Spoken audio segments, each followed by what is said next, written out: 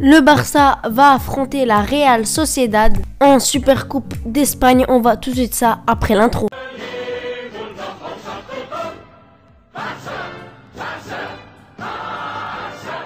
Les amis, avant de commencer la vidéo, n'hésitez pas à liker et vous abonner avec la petite cloche. C'est parti.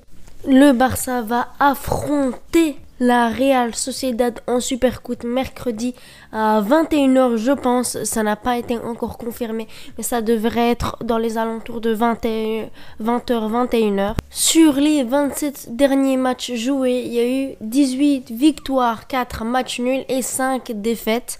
Donc généralement, on bat presque toujours la Real Sociedad. On a beaucoup de facilité avec eux, même si des fois on est en difficulté. Il y a une raison plausible de pourquoi on les gagne souvent, c'est parce que la Real Sociedad produit un beau jeu et laisse des espaces derrière. Donc ça nous permet que nos gros attaquants auront plus d'espace, donc ils auront plus de facilité à marquer. Sur les derniers matchs, on a gagné 2-1, on a gagné encore 2-1 chez nous, on a fait un match nul 2-2 chez eux, on a gagné 1-0 et on a gagné 2-1. Vous rappelez-vous, c'est il y a quelques mois, je pense que c'est un mois où on avait fait une grosse performance face à eux. Le 2-1 ne reflète pas vraiment le match, on aurait pu les battre très largement. On avait eu des problèmes de finition. Et j'en reviens. La chose la plus importante qu'on devra faire, c'est être efficace devant le but. Parce qu'on voit dans les derniers matchs, on pouvait marquer 2-3 buts de plus et on rate énormément. Donc il faut que les Messi, les Griezmann, même si Messi a été beaucoup plus bon dans la finition, c'est vrai, il a fait 2 poteaux, mais il a été malchanceux sur ce coup. Mais j'en reviens à un Griezmann qui a pas marqué depuis je sais pas combien de temps, donc il doit reprendre la confiance, il doit marquer quand il est devant les buts, quand il a un face à face. Normalement les dernières années il le marquait tranquillement et maintenant j'ai l'impression qu'il a pas trop confiance et il rate presque toujours les face à face avec le gardien. Il va aussi falloir faire une bonne entame de match parce que, comme vous le savez, nos entames de match sont presque toujours mauvaises. On a bien vu face à l'Athletic Bilbao qu'on s'est pris un but avant la 3e minute de Inaki Williams. Les joueurs doivent venir avec un bon mental et pourquoi pas essayer d'ouvrir le score en début du match, ça nous rapportera plus de confiance. Maintenant, parlons un peu de la composition. Dans les cas, j'aimerais bien voir Marc-André Ter Stegen encore une fois qui va enchaîner beaucoup de matchs. Mais bon, on sait bien que pour les gardiens, ils font moins d'efforts par rapport aux joueurs de champ. Il va devoir faire la différence.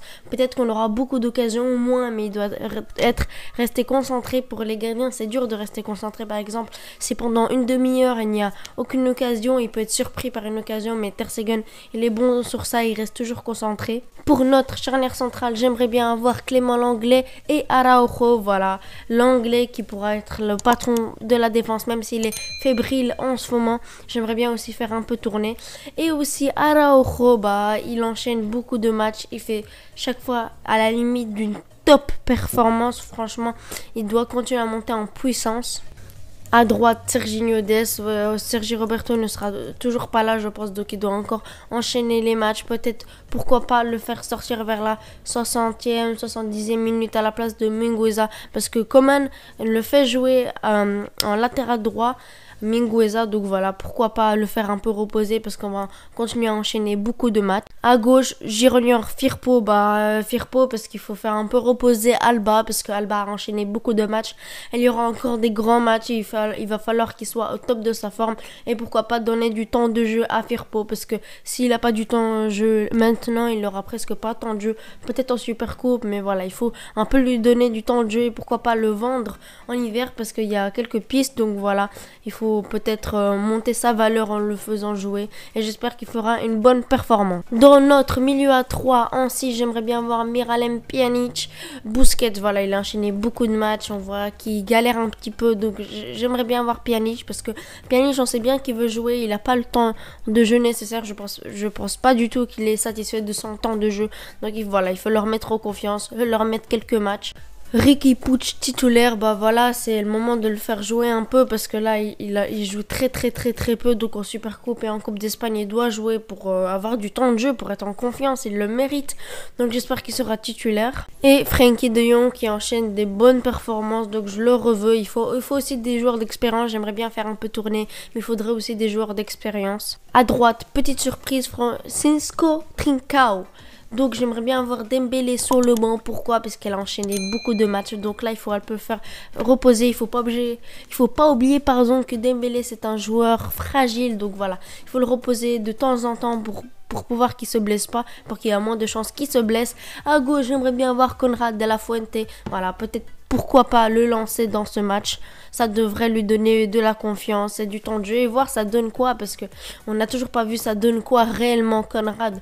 Il a déjà entré en Champions League, je pense, quelques minutes, mais on n'a pas eu le temps de le voir. Donc j'espère qu'il aura du temps de jeu, voire titulaire. Et en neuf, Antoine Griezmann, plutôt en faux neuf. Je pense pas qu'il va jouer en neuf à la Braithwaite, c'est pas son style de jeu. Donc voilà, il faut encore un joueur de expérience. Faut pas oublier que Griezmann, je pense qu'il arrive vers ses 30 ans. Donc j'espère qu'il portera son équipe, qu'il portera les jeunes qui seront avec lui. Voilà, j'ai pris quelques joueurs expérimentés pour pouvoir donner de la confiance à l'équipe, parce que j'ai pas envie de mettre complètement l'équipe B, il faut pas exagérer. Il faut aussi des joueurs expérimentés pour avoir une équipe cohérente et compétitive. J'aimerais Messi sur le banc, parce qu'il enchaîne beaucoup de matchs, il faudra le reposer, parce que le match face à Paris, je veux dire, il arrive petit à petit, donc il va falloir le faire reposer de temps en temps pour qu'il soit au top en Champions League. Et si jamais on est en difficulté, pourquoi pas le faire entrer en deuxième mi-temps. Voilà, s'il joue 45 minutes, 35 minutes, c'est pas très grave. Maintenant, je vais répondre à quelques questions que vous m'avez posées sur Twitter. Si vous voulez me poser des questions, n'hésitez pas à me rejoindre sur Twitter. C'est parti. Visca Barça qui nous dit: penses-tu qu'il faut tourner même si c'est la Super Coupe ou pas?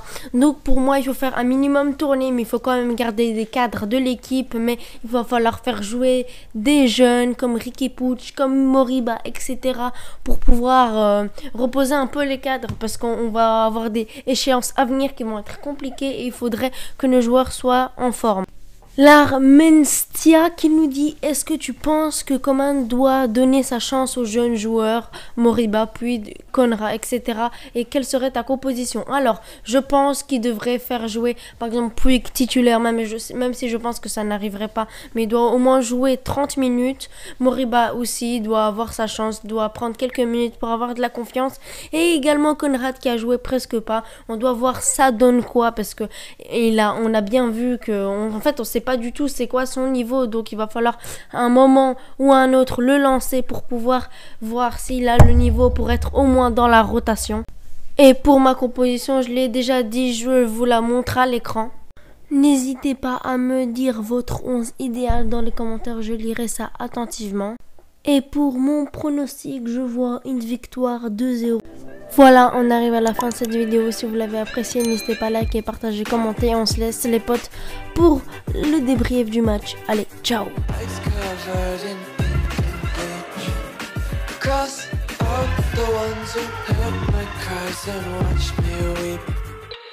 I love every